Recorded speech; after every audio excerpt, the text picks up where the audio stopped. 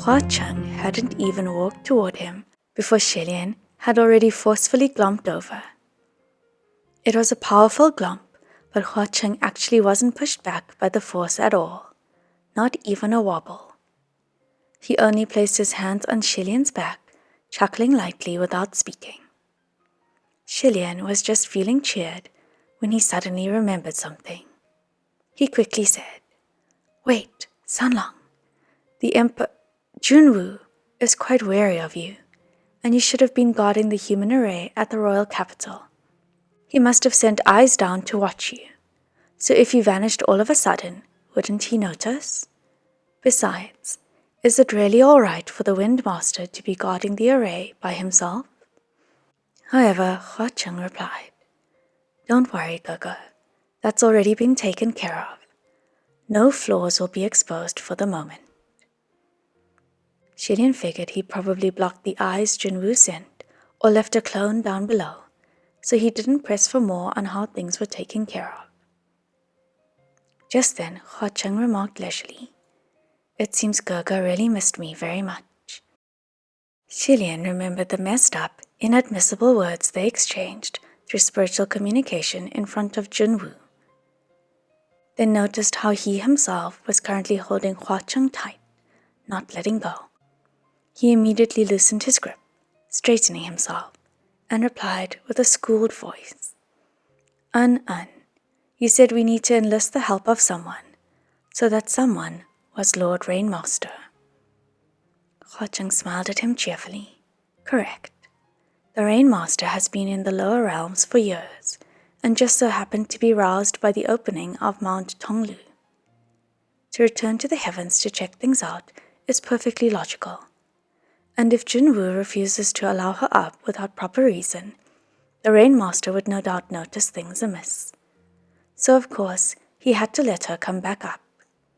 Gogo, don't worry. It's fine. You can keep holding me like that.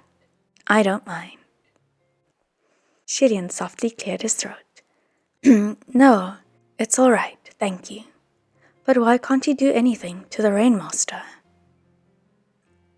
Gogo might not know this. The Rainmaster is a heavenly official who manages agriculture. This godly position may seem dreary on the surface, without any major benefits, so most aren't interested, but is actually quite unique. Currently, the only heavenly official that manages agriculture is Yushi Huang. Shilian mused and deduced the intricate reasons. Chung continued. If the Rainmaster was killed directly, and a better heavenly official couldn't be found to replace her, the people put food above all else. If agriculture isn't running smoothly, the world will be thrown into chaos. You don't let people eat, people won't give you a job. Besides being displeased with the Rainmaster, the people of the world might also begin to be dissatisfied with the great god above the Rainmaster's head. Which means, if he isn't careful, the fire can burn all the way up to him. If things aren't controlled adequately, it might incur riots to topple gods.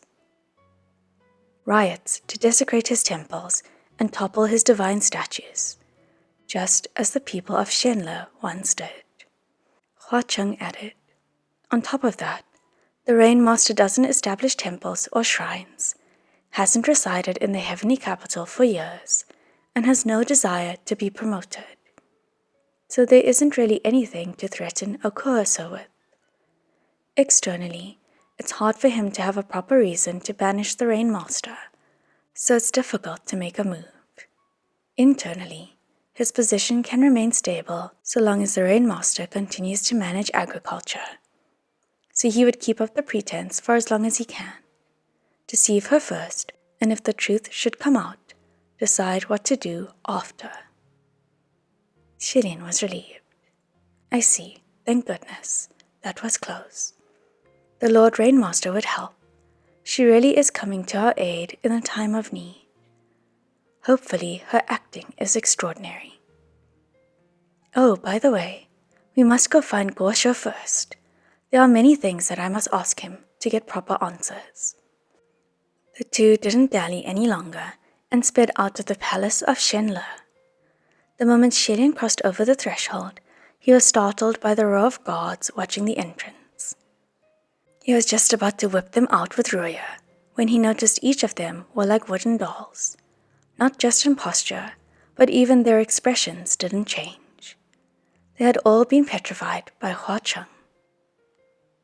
As they went, Chung's vambraces shimmered silver, transforming into silver butterflies. They gradually lost color, hiding in the air. By now, there were probably hundreds of thousands of wraith butterflies that were dispersed throughout the heavenly capital. Along the way, they'd suddenly go up or go down, abruptly hide or appear, perfectly dodging every patrolling guard. Hiding in the alley, watching troops of patrolling guards stomp by, Chung said while standing next to Shilian. After this stretch, we'll take the path above. Shilian nodded and leapt onto the roof, following Chung. The two fled across roofs, one after the other, leaving no trace behind. A short while later, Shilian dropped onto the edge of an eave and abruptly stopped, looking back at Chung, seeming to be pensive. Seeing him still, Chung also stopped. "What is it? Have you noticed something?" Shilian frowned slightly and nodded, and then said pensively, "No, it's just, it feels like the scene has played out somewhere else before." Before he finished, Chung suddenly hugged his waist. The next moment, the two fell from the rooftop. Shilian felt the world spin, going topsy-turvy, his bamboo hat slipping off from his back, about to fall to the ground, and he swiftly and lightly snatched it back. Meanwhile, Chung held him in his embrace as the two hung upside down from the eaves of some roof. Above them, something, patter-patter, crawled past rapidly. Shilian was no stranger to that sound. It was the sound of the fetus spirit crawling. Who knows whether it was patrolling in a showy manner or what? Just then, another voice came from below. "Zuo, Zuo, Zuo." It was Jianlan. Shilian cried, "Oh no," in his head. The fetus spirit was still on top of the roof, and if Jianlan was to walk over from below, wouldn't they be discovered? Shilian couldn't be sure what Jianlan's reaction would be, whether she'd be grateful for Chung saving her life, or if she would yell to alert people. Those light and hurried steps were coming closer and closer, and were just about to turn the corner. Thankfully, right then, that fetus spirit finally jumped down from the other side of the roof. The two immediately flipped over and hopped on top of the building. Shilian let out a breath of relief. When Jianlan peeked out from the corner of the wall and saw her son who had jumped onto the ground, she also let out a breath of relief and came out. "Zuo, don't run around randomly. This is a strange and unfamiliar place, rather scary. If you ran off and disappeared, Mom wouldn't even know where to go to find out. Why did you come here?" She carefully glanced around and saw the establishment plaque of this palace and backed away a couple of steps. It was only after seeing this reaction that Shilian remembered that the golden palace beneath their feet seemed to be the palace of Nanyang, which meant Funshin was currently locked inside here. Jianlan must also have known this, and her face twitched lightly. A moment later, she looked down to scold that fetus spirit. "What are you doing coming here?" However, the fetus spirit was hugging something white and chunky, crunch crunch, like it was gnawing at it. Jianlan then yelled at it. "What's that? What are you blindly eating? Spit it out!" Shilian looked closely and discovered that it was a big, solid, white radish, and didn't know whether to laugh or to cry. No need for her to say anything. That fetus spirit obviously also thought that it didn't taste good, and it spat the radish forcefully out, shrieking as it did so, like it was throwing a tantrum.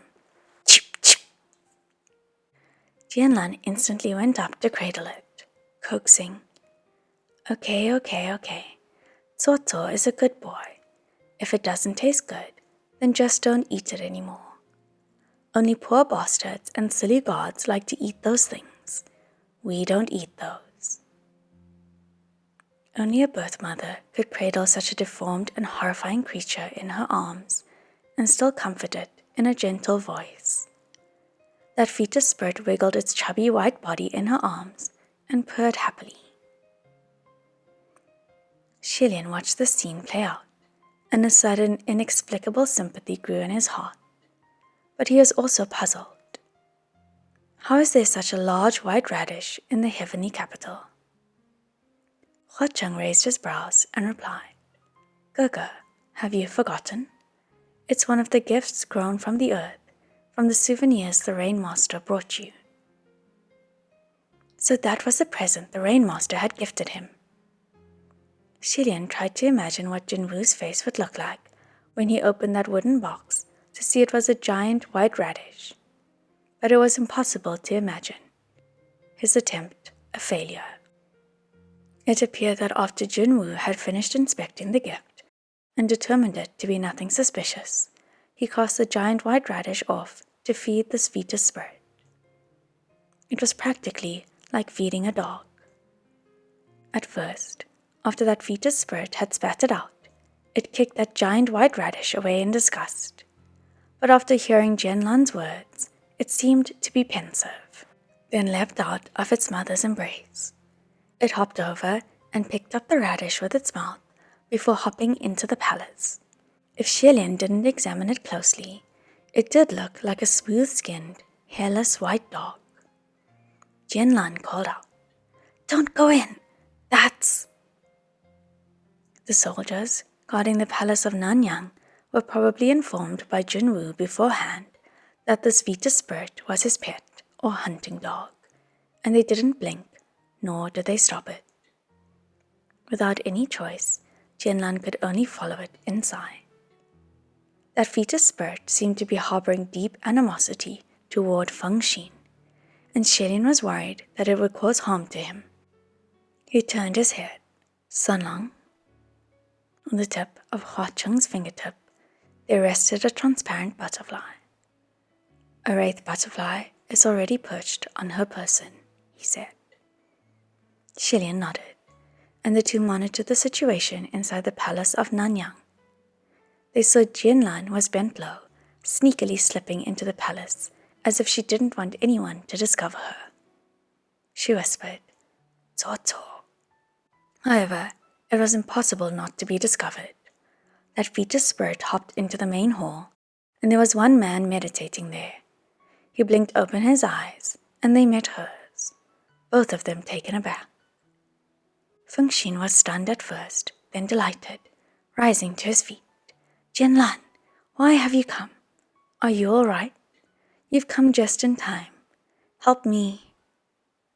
Just then, that fetus spirit suddenly started howling, jumping between the two, spitting that giant white radish onto the ground, then kicking it forcefully with its back legs. That giant white radish, with a few bites missing, was then flying and smacked squarely into Funshin's face, creating a big dong noise. After it kicked the radish, it was feeling rather proud and pleased, crying randomly, cackling evilly, as if it was waiting for its mother to praise it. Funshin was almost knocked out by this thing, and a line of blood instantly streamed down from his nose. He wiped it away and yelled angrily, What are you doing? Stay still, will you? He was fierce, but that fetus spirit was even more ferocious and screeched at him while slithering its tongue. Funshin took a sharp step forward, ready to grab for him, but he got his arm bitten by its wide, bloody mouth and couldn't get rid of it, no matter how hard he tossed his arm. This familiar scene was both horrifying and hilarious, and when Funshin couldn't be rid of it, no matter what, he was even more outraged. What What the actual fuck? Are you looking for a beating? What the hell? Jianlan had snapped out of it too and cried, "Stop! What right do you have to yell and beat him?" To be called out like this, Funshin was startled, and half of his spirit diminished as he argued. He recognized a crook for a father. Why would he be on Junwu's side? How did he turn out like this?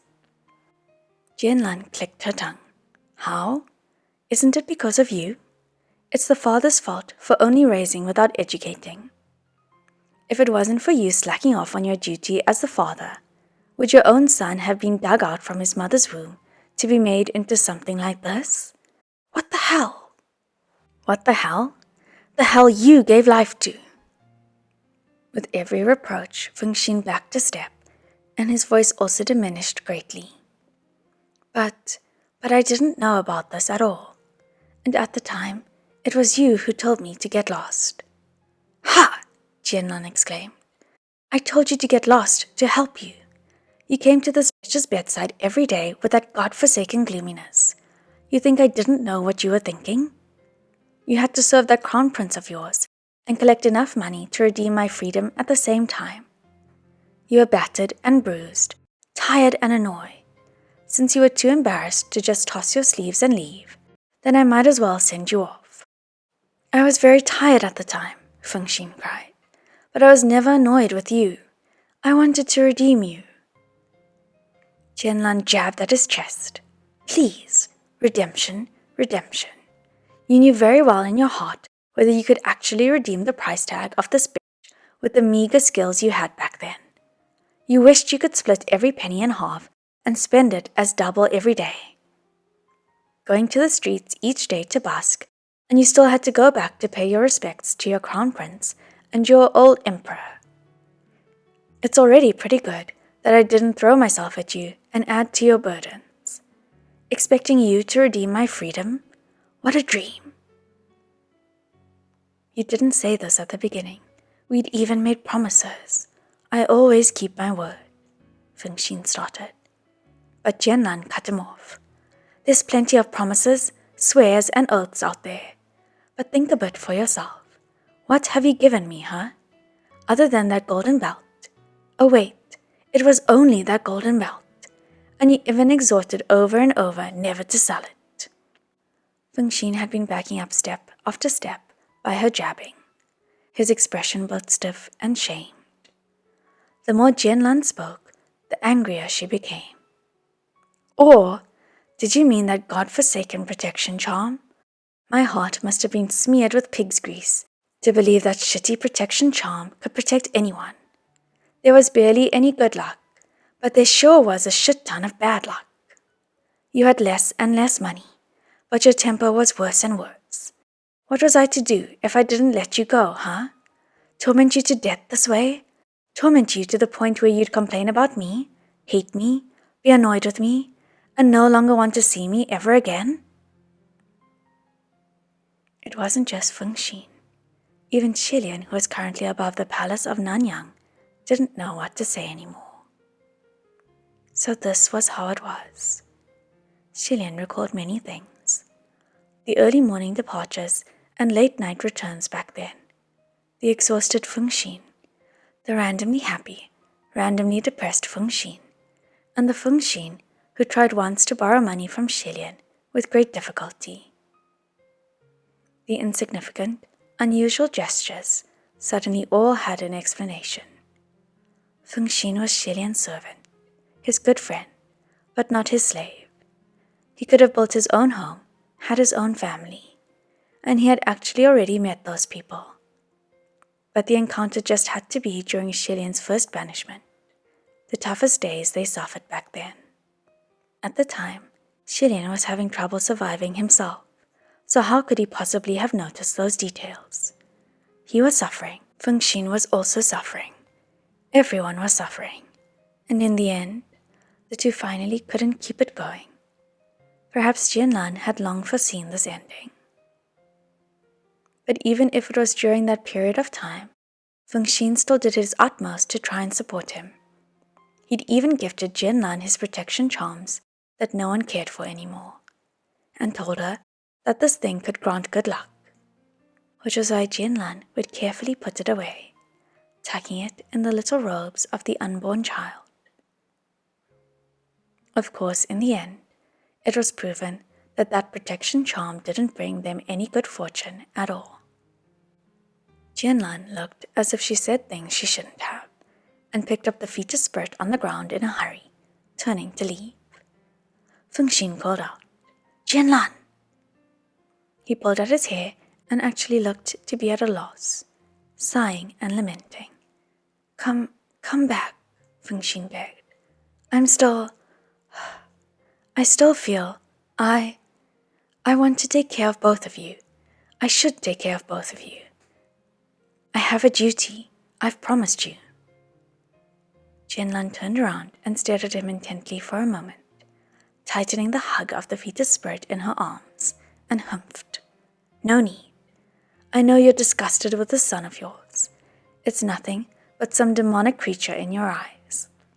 It's fine. I'm not disgusted." Funshin finally came back to his senses and countered, "I'm not disgusted." "Then how come you're so mean to him every time?" Jianlan questioned. "Can you really take him for your own son?" "As long as he can return to the right path, how can I not?" Funshin replied. Jianlan sneered. "Then let me ask you again. You're a heavenly official. Do you dare to recognize it as your son?" Funshin was taken aback. This reaction was natural. That fetus spirit clung to its mother's arms, baring its teeth and growling at him, like it was an ugly, poisonous vermin that wasn't fully grown, or perhaps like a crippled savage infant beast. Either way, it was not human. What kind of heavenly official would dare to admit to such an affair, to recognize such a demonic creature as their own son?